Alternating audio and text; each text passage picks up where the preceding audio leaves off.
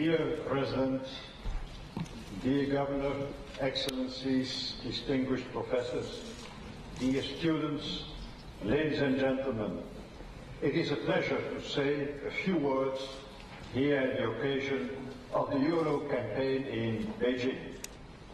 I'm pleased to see so many young men and women here, and I hope to show you that a currency for Europe, and that the title of the exhibition is important even for your own future. It is less than a year since I last visited China, and it is good to be back. At the same time, I spoke to all the young Chinese, to the students of the China-Europe International Business School in Shanghai. I spoke about Europe and China standing together in a globalized world. The theme is, of course, still valid today. No economy can address its problem in isolation. We are all increasingly part of a globalized world. The European Union is China's largest trading partner, and many of the challenges we face are similar. And that's why for people in China it is important to grasp why the European currency came about, how we are strengthening it today, and how we see its future.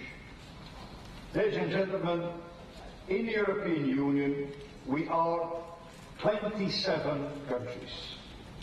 From Ireland in the west to Estonia in the east, from Sweden in the north to Spain in the south, and France and Germany and others in the middle. Together we are 500 million Europeans living on a prosperous, stable and free continent.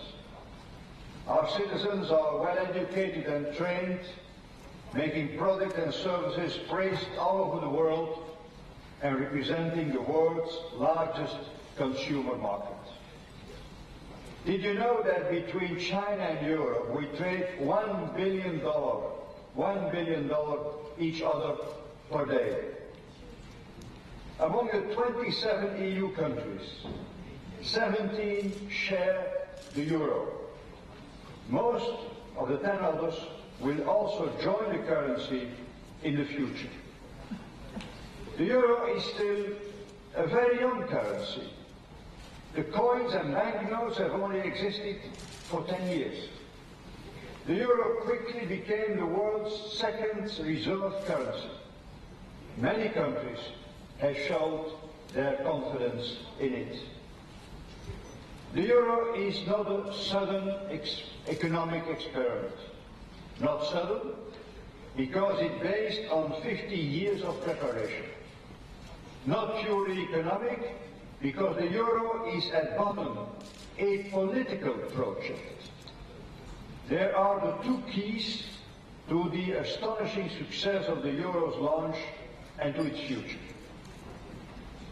The European and the Chinese civilizations have many things in common. And let me mention just one. We both value patience. Our cultures and political leaders are capable of thinking not just in days or weeks, like the financial markets and some media, not only in months or years. No, Europe and China can think in decades, yes, even centuries. We have such a long history that we can look with more confidence to the future. We will never forget where we came from. History is the teacher of life. The European Union was always meant to be a work of patience. And therefore, a period of crisis, such as we live these days, does not distract us from our sense of direction and from our goal. Our goal is more Europe, and more Europe as the best means to guarantee the prosperity, the freedom and the security of our citizens. After two destructive world wars, Europeans had a deep feeling of never again. This may not happen again. They had a very strong motivation to start something new, and they succeeded. For the first time in world history, in a time of two generations, our continent has become a place of peace and prosperity. No wonder Europe's experience is a source of inspiration for cooperation between countries elsewhere in the world, for instance in Asia. How did we do this? After 1945, European political leaders decided to make the relationships between their states more predictable and civilized, to partly institutionalize them. That is how the European Union was born. Even today, you cannot understand what we are and how we function if you underestimate these underlying historical experiences. The desire for peace and stability on our continent, the desire for keeping the legacy of the founding fathers of Europe. However, to reach this political objective, Europe chose the road of the economy, of achieving more prosperity for the peoples of Europe. And we also chose a step-by-step approach. Many steps, one direction, slowly but surely. An approach you in China will appreciate. Building one market since the 50s was the best trick to tie our states irreversibly together. And later in the 90s, we also established common borders and one currency, the euro, for many of us. Another big political project. Ladies and gentlemen, in the current crisis, beyond the money involved, it is a common European destiny which is at stake. And that's why you should keep this political motivation in mind to understand why European leaders, when in difficulty, will do everything what is required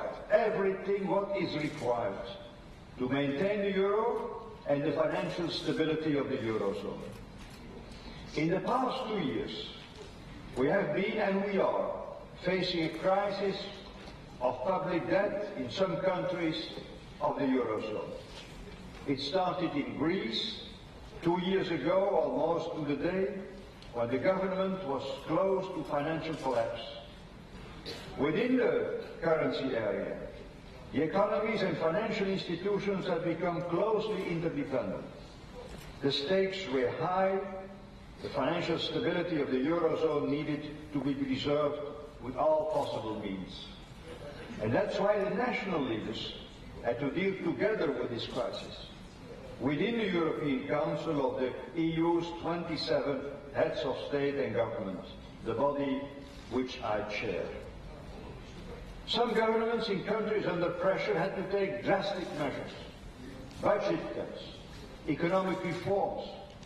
3 countries, Greece, Ireland and Portugal, had to ask for provisional European organized shelter from the market rates in order to be able to finance their deficits and their debts. Other countries had to be convinced to help their partners. The European Union did build the tools to face the situation. In particular, a system of rescue funds, or so-called firewalls, amounting to 500 billion euro or more, around 650 billion US dollars. You could compare this to a kind of international monetary fund for the eurozone, a European monetary fund. We also strengthened the central surveillance and enforcement mechanism for the public debt and deficits to prevent future trouble. Institutionally, as the rest of the world has discovered by now, the eurozone is an original structure. One single currency with one European central bank alongside 17 national governments who all have their own economic policies, their own budgets, and their own national parliaments. However, Europe will not do what might seem logical from the outside, and which would be to centralize everything. We are not at the eve of a jump to one country out of the 27, with one treasury, central taxes, budget and debt issuance, and all the rest. The nature of our union is different.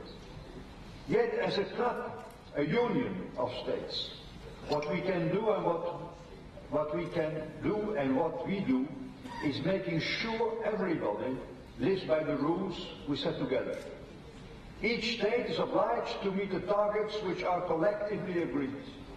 The member states decided to bind themselves to the common agreed goals, even with financial sanctions if they don't meet the targets. And that has been the essence of our collective efforts since 2 years in improving our economic governance. It is a balance between European institutions and the national political systems. A balance also between individual responsibility of each and solidarity of all with the Union as a whole. That balanced governance can and will perform. Political leaders are showing real courage in all member states to convince their parliaments and public opinions of what is at stake. Some governments were forced to resign for taking unpopular decisions, but all the new ones are committed to adopt and implement reforms. Leaders show responsibility. There is no space for populism, as for instance the new government of Italy shows. And the Greek leadership took courageous measures in extremely difficult circumstances. As a set of mature economies, we of course do not have China rate growth levels. Yet the economy of the European Union is growing structurally, even if too slowly. Our peoples are resilient thanks to a safety net of a welfare protection. Even with only 7% of world population, we still generate 20% of the world's income. This is compared to about 90% for the United States and 40% for China. Of course, we are not complacent. We need to grow more in a structural way, to produce more jobs, to keep our competitive advantages and to build new ones. We do not close our markets. No, we are adopting reforms within each of our member states to make our economies more competitive. These reforms are on track. All along the crisis, and I have also said this yesterday and today to the Chinese leadership, we have appreciated the constructive Chinese reaction to the challenge we face.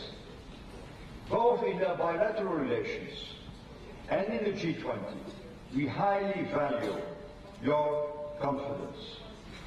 We will consult each other and we will cooperate in a concrete way to ensure the financial stability of the Eurozone. This was an important outcome of the EU-China summit of yesterday. The Chinese leaders recognize that the economic fundamentals of the euro are strong. Low inflation, a lower public debt and deficit than in the United States or Japan, an equilibrium on the balance of payments for the Eurozone as a whole. These fundamentals will remain sound. Ladies and gentlemen, the destinies of all Eurozone countries are interlinked. But the interdependence goes further. The destiny of the Eurozone has a strong impact on the global economy and vice versa. That is the meaning of the global economy. Dependence means responsibility and solidarity of all for one, of every country for the rest. Europe and China share a wish to live in a multipolar world, a world which is united in diversity.